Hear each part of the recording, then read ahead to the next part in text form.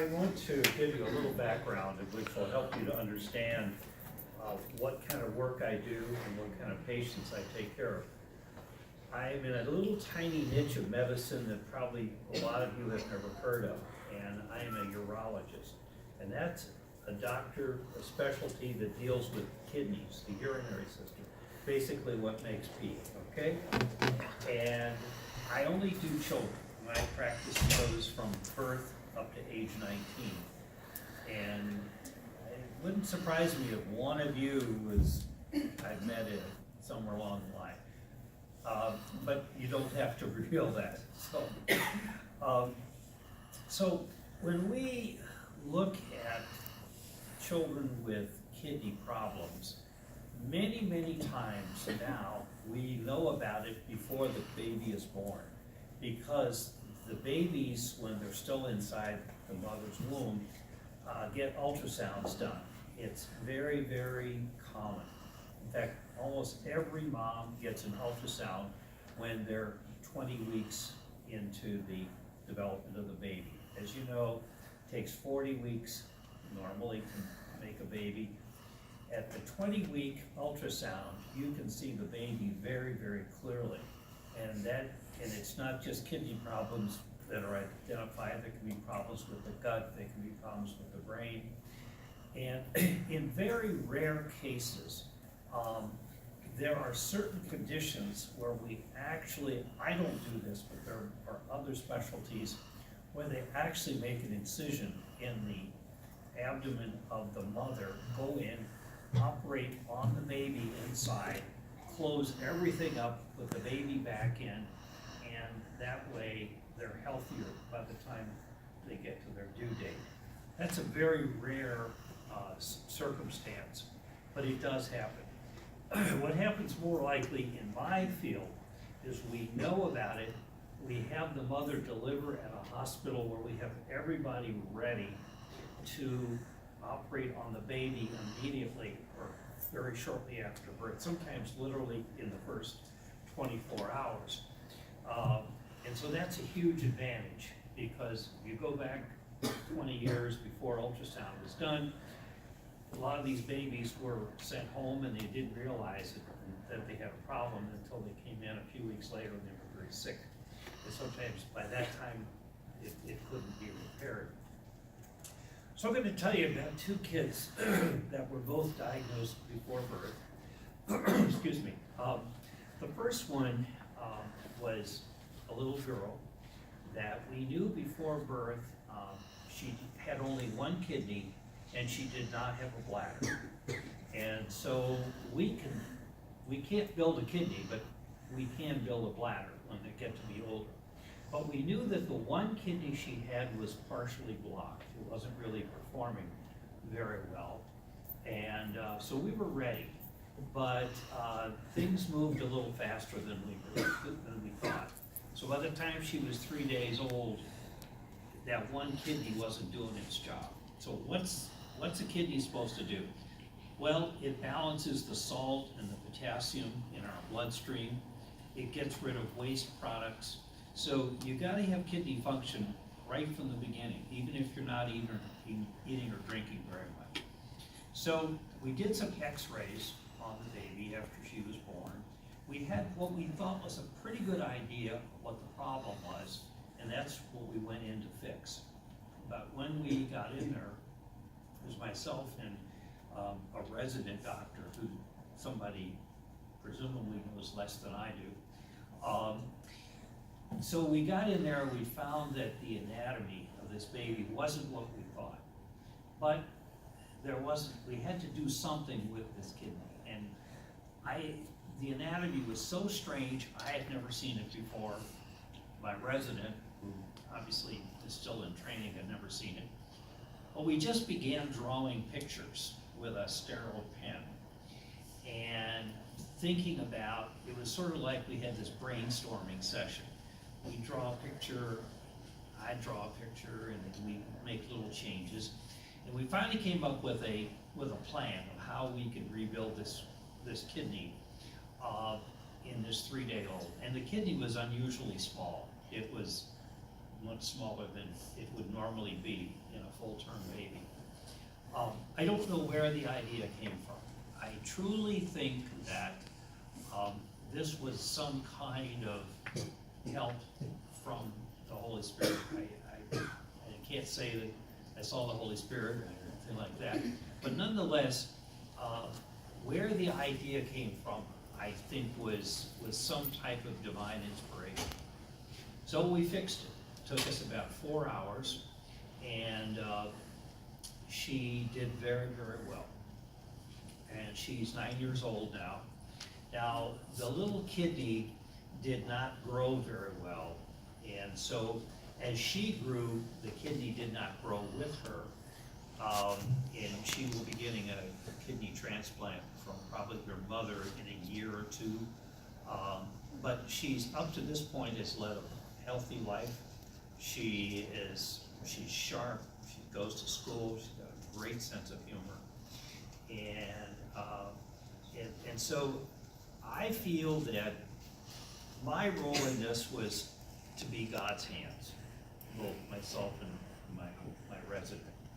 And I think that is one of the things about what I do that is so meaningful to me, that I think that we're all here to do God's work, because God's not walking around with us. So we're his hands, we're his feet, we're his eyes. And I feel very, very good about this little girl. She's a character. She has a lot of personality, and I'm very pleased with how that turned out. The second case, I think, is maybe even a little bit more dramatic than that. And once again, this was a boy who was diagnosed before birth with 2 kidneys, but they were both blocked. And this was a very, very difficult pregnancy for the baby's mother, because she had a lot of health problems herself, and the drugs that she needed to keep her alive weren't particularly good for the baby. So they had to cut her drugs way, way back throughout her pregnancy.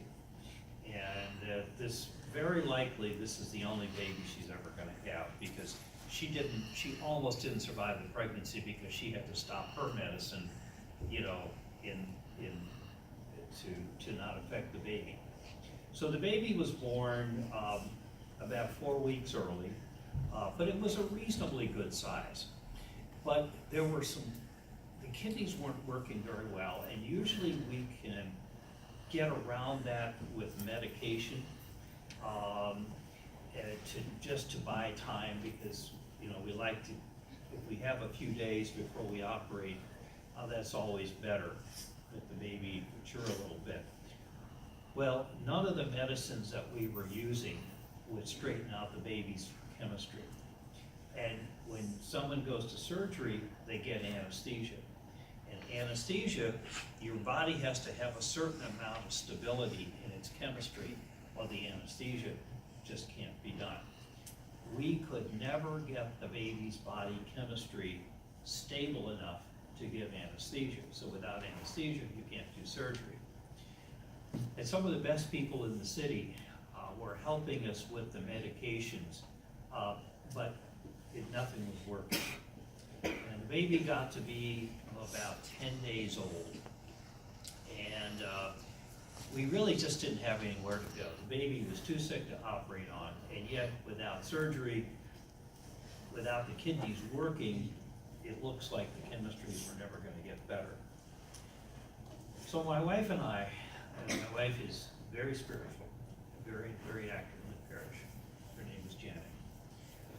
We went to 6 o'clock Mass here one Sunday evening. We came home and we're having dinner, and I mentioned this baby to her.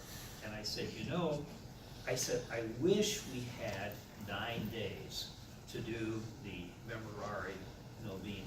I know you know what that prayer is.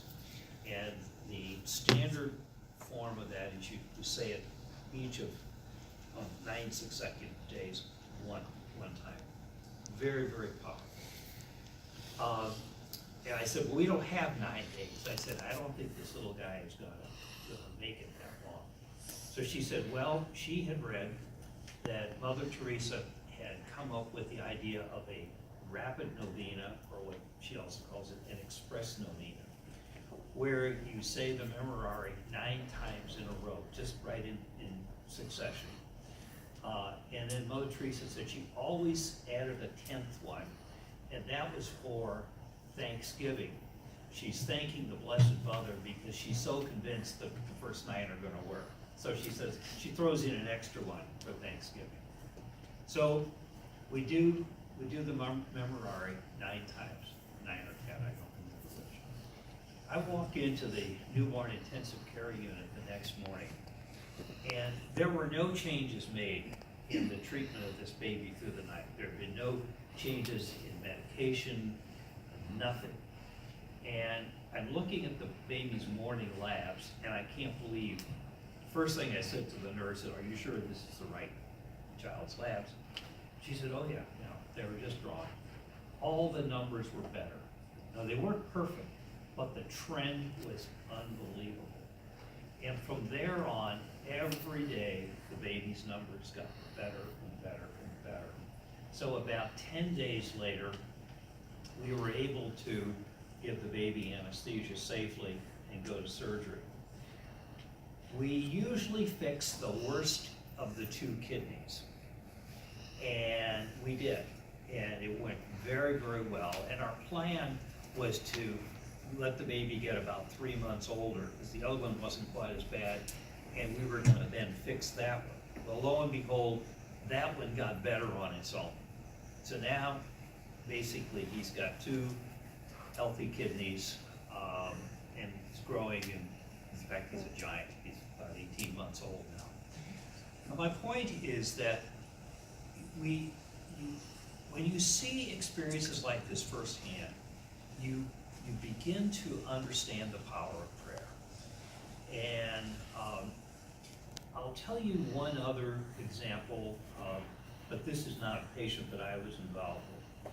But there's a book written by a Tribune reporter, former reporter named Lee Strobel. I don't know if you've ever heard of him, but he started out as an atheist, and he started to write a book to disprove the presence of Christ. And as he did more and more research, he then realized that he was totally wrong, that there was Christ, and he wrote a book, The Case for Christ, and it's a fantastic book. A few years later, Lee Strobel wrote a second book, The Case for Miracles, where he went around and documented miracles that had happened all around the world. In his book, he cites a case of a woman here in Chicago who had multiple sclerosis at an advanced stage that very few people would survive. She was blind, she couldn't swallow, she was fed with a tube going into her stomach, she was paralyzed, couldn't move. Someone heard about her, called into Moody Radio with a prayer request. They had 4,500 responses. This woman's name is Barbara. She gradually got better and better, and within a year, she was walking, her sight had come back, feeding tube was gone. Basically, and this was 16 years ago, and she's remained healthy ever since. So you don't have to go too far to see things that we can't explain by science, okay? And I could tell you lots of other miracles that I've heard of personally, involving friends of mine, but I wanted to focus on the 2 that I was personally involved with. You know, I've been practicing medicine for 34, 35 years, and this is not the kind of thing that happens every day. And we don't always get what we want with prayer. There's a plan that is beyond all of our comprehension. But we should never give up on prayer. And think about St. Monica. You all know who St. Monica was? Anybody? Okay, she was a mother of Augustine, probably the greatest theologian in the history of the entire church. Augustine started out as probably the most despicable person you could imagine in terms of his personal life. And St. Monica prayed for him for 40 years before she turned his life around. To me, that's the all-time record. I don't know if you know of any others. So my point is, prayer is powerful. Prayer does work, not always in the way that we expect it to, and sometimes not in the timeline that we expect it to, but you never stop. Are there any questions?